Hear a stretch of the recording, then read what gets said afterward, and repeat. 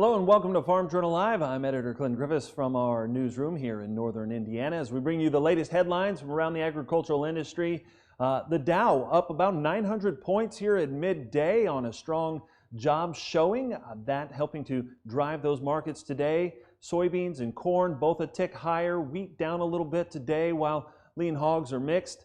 We'll continue to follow the latest developments in the coronavirus outbreak and how it's impacting agriculture. We have some fresh export numbers today that are from really during April when the pandemic was at its height around the world. Looking at the dairy export numbers now, reflecting the 8th straight month of increase in dairy exports. That's according to the U.S. Dairy Export Council. U.S. suppliers shipped more than 180,000 tons of milk in April. That includes powders, cheese, whey products, lactose, and butterfat, 7% more than the year before. Now, on a solids basis, exports were up 10%. The value of all exports coming in at $521 million, 4% higher than a year ago. On a product volume basis, April exports to Southeast Asia were up 35%. Shipments to China, they were 47% higher. Tom Vilsack, former Secretary of Agriculture and current President CEO of the U.S. Dairy Export Council, joining us now. And overall, the numbers for April look pretty strong. They do. I think we were surprised. 8 consecutive months of export growth compared to last year. About $150 million more of value sold this year than last year at this time. And, about 50,000 or so metric tons more products sold this year than last year. Certainly unexpected, but obviously welcome news. Southeast Asia, critically important, and China, critically important to those numbers.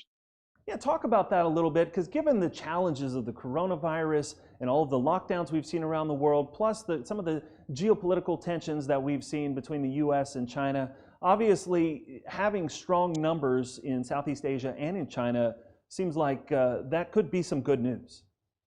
Multiple reasons on Southeast Asia. First of all, we're dealing primarily with ingredients and powder.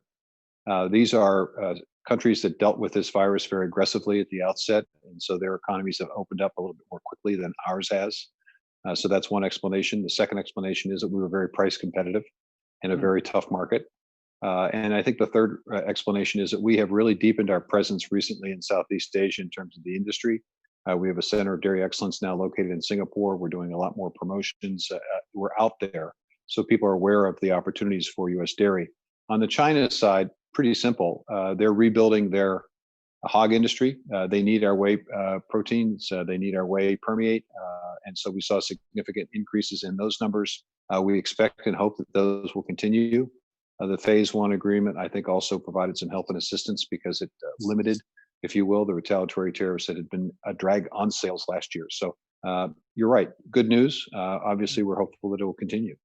One of our major trading partners, especially in dairy, has been Mexico. But in this April report, it shows some of those numbers from Mexico, maybe not quite as strong, down about 18%. Do we know, is that coronavirus related there? It's a combination of things. I think virus has something to do with it. Obviously, cheese sales across the board were down. As we saw cheese prices increase, I think we became a bit less competitive in the world market. But on Mexico, we're seeing a weakened economy. Peso was devalued, oil economy not strong in large part because of the price of oil going so low.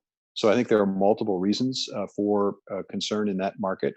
Got the USMCA going into effect. Maybe that helps to preserve that market, but I think we need to keep an eye on Mexico. And I think it points out the importance of diversifying geographically the U.S. dairy industry export strategy, making sure that we're playing and competing in all parts of the world. Talk about the challenges ahead, given we have seen a return to some better prices here for U.S. dairy. Obviously, cheese prices are really strong. USDA has a food box program. They're pulling in some product, helping kind of support some of those prices, at least short term. How does that play as far as competitiveness going forward? Well, obviously, as cheese prices have risen, we're now well above the global price. And so it will make it a bit more difficult for us in terms of future contracts. Maybe folks have contracts recently at a lower price, and so perhaps there will continue to be product delivered. So that is a concern. But the good news is that with cheese prices high, it means that milk check eventually is going to get higher for dairy farmers, which they obviously need. So it's a difficult balance. Clearly, the USDA program impacted and affected supply. I think that they nearly tripled the amount that they were going to put into the box program initially. That had an impact. Food services coming back online. So it's understandable that supplies are a bit tight. Concerned about these. And as we high spike, are we going to see a significant drop in price as we see production increase as the government programs be phased out? So we want stability price because that allows us to do and potentially being competitive, not just in the domestic side, but also on the export side. You may have touched on a little bit there, but as far as going forward through the rest of 2020, how is your outlook shaping up so far? Well, I think it depends a large part on the global economy. If we see a global recession because of the virus, that's obviously going to impact sales. We were optimistic going into 2020 with the phase one China agreement, with the phase one Japanese agreement, trade agreement, with the USMCA coming into effect and potentially new opportunities in Canada. We were optimistic and hopeful. I think we remain somewhat optimistic and hopeful towards the tail end of 2020, but we may have a few rough patches between now and then. Perfect. Thank you so much for joining us on Farm Journal Live. I really appreciate the insights. Thank you. Speaking of exports, we have new export numbers out today from the U.S. Meat Export Federation. They say April proved to be a solid month for U.S. beef and pork exports despite those COVID-19 related interruptions. USMEF saying beef volumes were down about 6% from a year ago to more than 98,000 metric tons. Beef exports below last April's totals, but still topped $600 million in value, which is down about 11%. Now, Japan, the big buyer there, partly due to the new bilateral trade agreement with the U.S., the country reopening. On the pork side, April volumes topping 264,000 metric tons. That's up 22% from a year ago, but it's still the lowest since November of 2019. Now, besides Japan, China also a big buyer of pork. April pork exports to China/Hong Kong, they set a new record at 116,000 metric tons, more than triple the year ago volume, surpassing the previous high reached from December of this past year. April export values $268.5 million, up 284%. Our very own Betsy Gibbon recently interviewed this morning USMEF President and CEO Dan Halstrom. Here's so what he had wait, to say. pork wasn't down at all? Pork was higher? Pork was higher, yeah, up 22% for the month.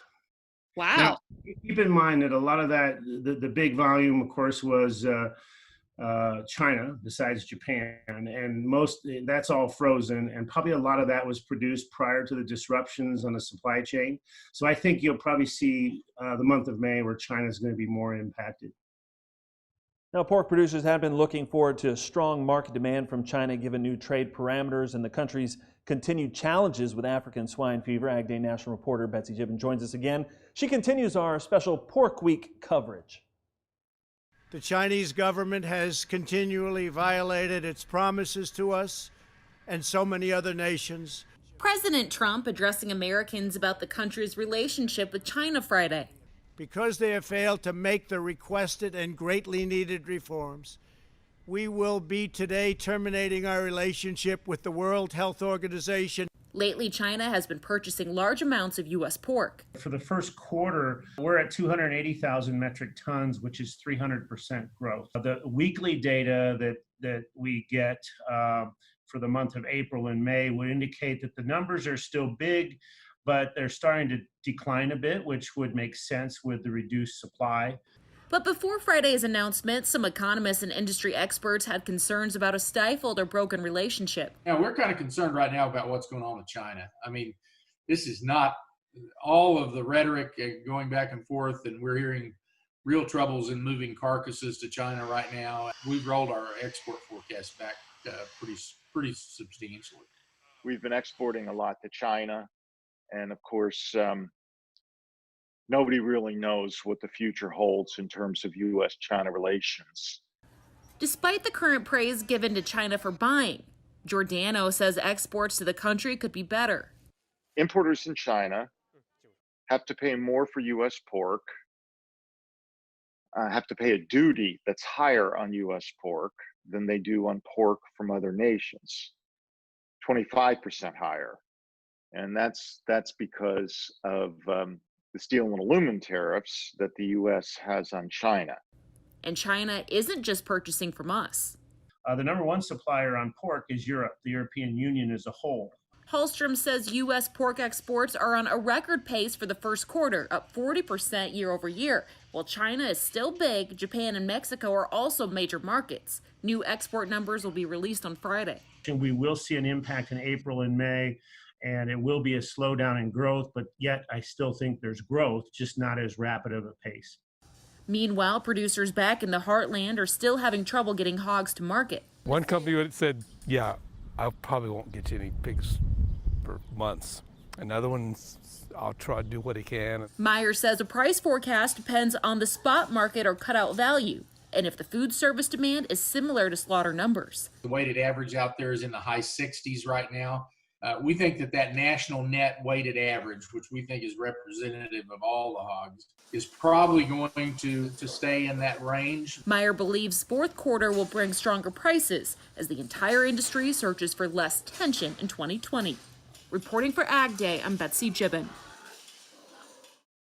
All right, thanks, Betsy. As you heard, so many dynamics out there in all of these markets, given the challenges that we face. Of course, we're going to continue to bring you the latest developments with regard to the coronavirus and its impact across the agricultural sector. You can do that by following along at agweb.com/coronavirus, or just go to agweb.com for the very latest in news happening across the ag industry. Thanks so much for joining us on Farm Journal Live. I'm Clinton Griffiths. Have a great afternoon.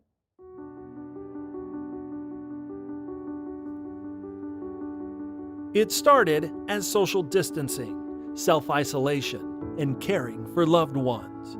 A time for agriculture to be proud, to be essential. Now, it's changing.